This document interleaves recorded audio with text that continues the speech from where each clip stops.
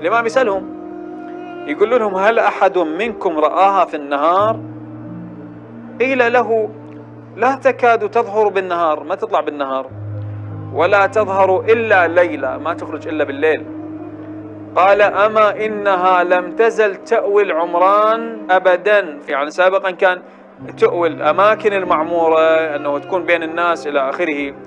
يقول فلما قتل الحسين عليه السلام آلت على نفسها ألا تأوي العمران أبدا ولا تأوي إلا الخراب، فلا تزال نهارها صائمة حزينة حتى يجنها الليل. صلى الله عليك أبا عبد الله. فإذا جنها الليل فلا تزال ترن على الحسين حتى تصبح.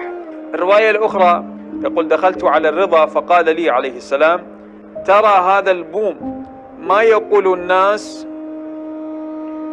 قال قلت جعلت فداك، جئنا نسألك، احنا بعد ما ندري كأنه جئنا نسألك احنا.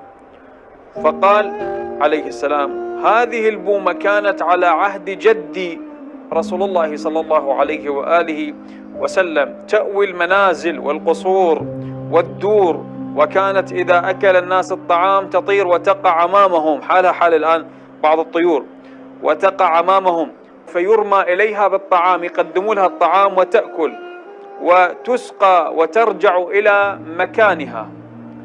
فلما قتل الحسين عليه السلام يقول خرجت من العمران إلى الخراب والجبال والبراري وقالت بئس الأمة أنتم قتلتم ابن بنت نبيكم ولا آمنكم على نفسه.